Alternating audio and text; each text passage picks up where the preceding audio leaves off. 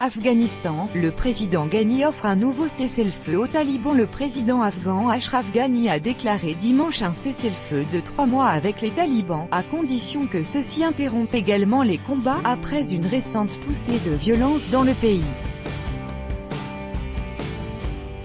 J'annonce à nouveau un cessez-le-feu à partir de demain, lundi, jusqu'à l'anniversaire du prophète, le 21 novembre, NDLR, à condition que les talibans fassent de même, a affirmé le chef de l'État lors d'une intervention télévisée. Un premier cessez-le-feu de quelques jours avait été déclaré entre les deux parties en juin dernier pour la fin du Ramadan. L'administration afghane a supprimé tous les obstacles à la paix, après avoir consulté dignitaires religieux, partis politiques et sociétés civiles, a remarqué M.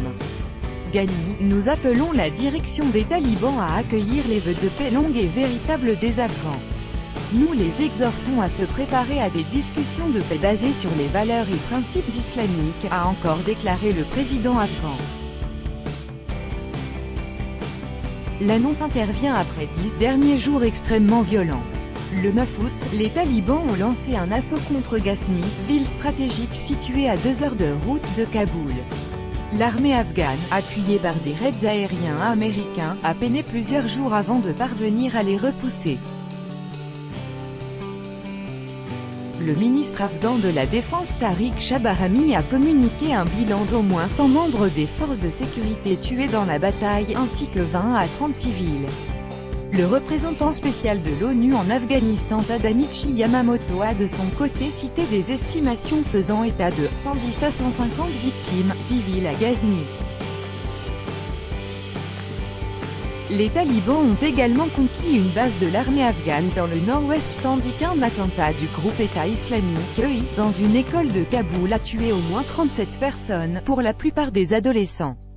Le président Ghani n'a toutefois pas mentionné l'EI dans son annonce de cessez-le-feu, bien que ce groupe soit à l'origine de la plupart des attaques les plus meurtrières contre les civils. Soutien pakistanais, les décombres d'un marché incendié par des talibans, à Ghazni, le 15 août 2018. Copyright AFP, ZAKERIAHSHIMI. Il n'y a aucun doute qu'il y a un désespoir du côté du gouvernement pour parvenir à un accord de paix avec les talibans.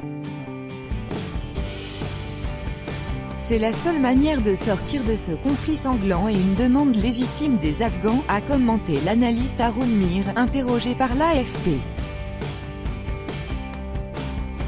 Mais je doute que les talibans cesseront de combattre, vu leur position passée et leur victoire sur le terrain. Les talibans ont à de multiples reprises refusé de négocier avec les autorités afghanes, qu'ils qualifient de marionnettes, aux mains des États-Unis.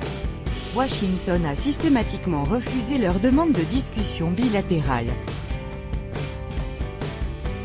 L'annonce du cessez-le-feu a été immédiatement saluée par le Pakistan, pays voisin accusé par les autorités afghanes de soutenir les insurgés, notamment en leur fournissant des refuges de son côté de la frontière. Le Pakistan soutient totalement tous les efforts du genre qui contribuent à permettre une stabilité et une paix durable en Afghanistan, a fait savoir son ministère des Affaires étrangères dans un communiqué, appelant toutes les parties à mettre en place un cessez-le-feu. Vendredi, le président afghan Ashraf Ghani, venu faire une revue des troupes à Ghazni, avait demandé au nouveau premier ministre pakistanais Imran Khan d'enquêter sur l'assaut de Ghazni, affirmant que des talibans y ayant participé étaient soignés dans des hôpitaux pakistanais. Le secrétaire général de l'OTAN Jens Stoltenberg a également salué sur Twitter l'annonce du président afghan.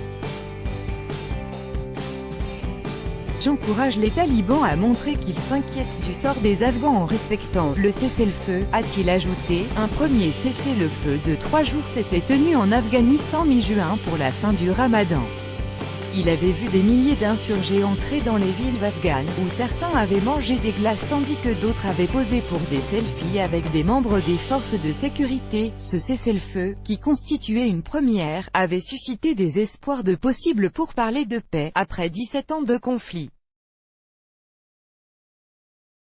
Mais de nouvelles attaques s'étaient produites les semaines suivantes. MHSDS, JF, tout droit de reproduction et de représentation réservé, copyright 2018, Agence France Presse.